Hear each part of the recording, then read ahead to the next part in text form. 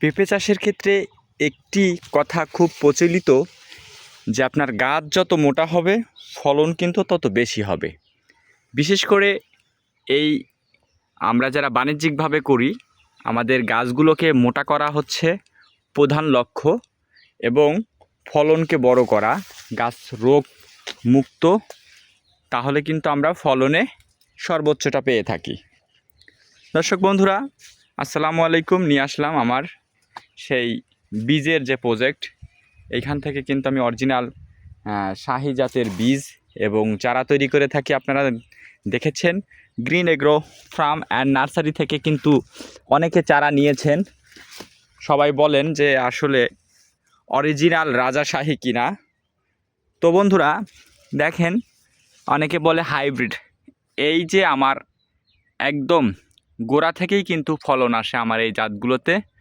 দেখতে পাচ্ছেন এই যে ফলটা, এগুলো কিন্তু আমি বলেছিলাম আপনাদেরকে, আমি সরজমিনে আপনাদেরকে দেখাবো রাজাশাহী ফলের সাইজগুলা কেমন। দেখতে পাচ্ছেন এই ফলগুলা কিন্তু 3.5 কেজি হয়ে গেছে, 3.5 কেজি আনুমানিক 3.5 কেজি, আর এক একটা কিন্তু 5 কেজি করে হবে ইনশাল্লাহ, আশা করতেছি। আর এভাবেই আমাদের গাছের এই যে আমি নিচেরগুলা হচ্ছে পাকাবো, বীজ করব, সুষ্ঠ পুষ্ঠ বড় সুন্দর আকৃতির যে ফলগুলা সেগুলা থেকে আমি বীজ করে আপনাদেরকে সারা বাংলাদেশ বিভিন্ন নার্সারি সহ আপনাদের হাতে অরিজিনাল রাজাশাহী যেটা, সেই জাতটি কিন্তু পৌঁছে দিয়ে থাকি। তো আপনাদেরকে ফলনগুলো আমি যদি দেখাই, এই দেখতে পাচ্ছেন এগুলা কিন্তু নিচ থেকেই হয়েছে। তো তার ভিতরে এই যে দেখেন এগুলার নিচ থেকেই বাণিজ্যিকভাবে করার জন্য খুবই পারফেক্ট। এই যে দেখতে পাচ্ছেন গাছগুলো কি সুন্দর মোটা তাজা। এই গাছগুলোতে কিন্তু আর খুঁটি দেওয়ার প্রয়োজন নেই। যখন এই ফলগুলা বড় হবে তখন অবশ্যই খুঁটি দিতে হবে। তাছাড়া এখন গাছের যে দেখতে পাচ্ছেন উপর থেকে একদম নিচ পর্যন্ত কিন্তু ব্যালেন্স করে, অসাধারণ ব্যালেন্স করে কিন্তু এই গাছগুলো ফলন দিয়ে আসে। যদি গাছ তৈরি করতে পারেন এরকম, তাহলে অবশ্যই আপনারা এ দেখেন নতুন যে কুশিগুলো বেরোচ্ছে সবগুলোই কিন্তু এরকম ফল দিবে, গাছ উপর থেকে নিচ পর্যন্ত ফল দিয়ে যাবে। সেই জন্য আপনাদের কাছে অনুরোধ, সবার আগে গাছ তৈরি করেন, তারপর ফলের চিন্তা করবেন।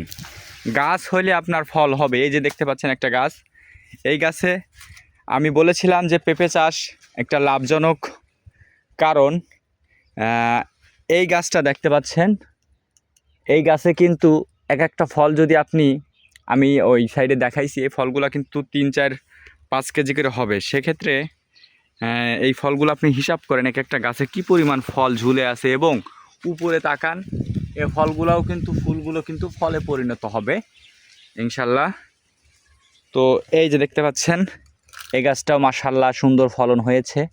আমি এগুলো দেখানোর মূল কারণ হচ্ছে আপনারা যারা নির্ভরযোগ্যভাবে পেঁপে চাষ করে লাভবান হতে চান, তাদের প্রজেক্টটাকে কিভাবে লাভজনক এবং সর্বোচ্চ ফলন এনে দেওয়া যায় সেই বিষয়ে আমি পরামর্শ দিয়ে থাকি, এবং সেই এরকম একটি জাত আপনাদের সামনে নিয়ে আসছি। দেখেন কোনো গাছে ফল কম নেই। আপনারা এই সাইড থেকে দেখেন কোনো গাছেই কিন্তু ফল কম নেই, চারিদিকে তাকালেই কিন্তু ফল।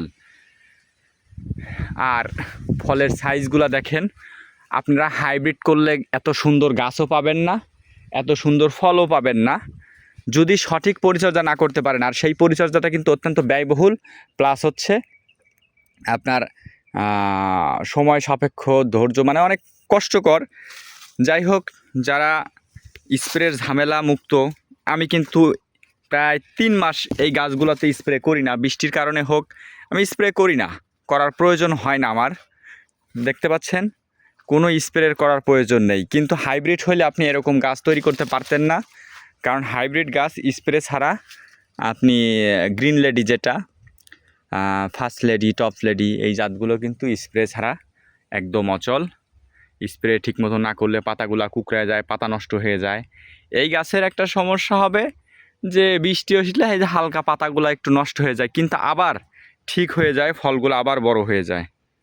দর্শক বন্ধুরা, রোদের কারণে আমি আর আজকে এখানে স্টেবল করতে পারতেছি না। আপনাদেরকে দেখাচ্ছি, দেখেন এক একটা ফল কিন্তু বড় হয়ে গেছে। ঘুরাইয়া দেখাচ্ছি আমি চতুর্দিকে। এরকম ফল পাইতে হলে অবশ্যই আপনাদের এই জাতটি করতে হবে।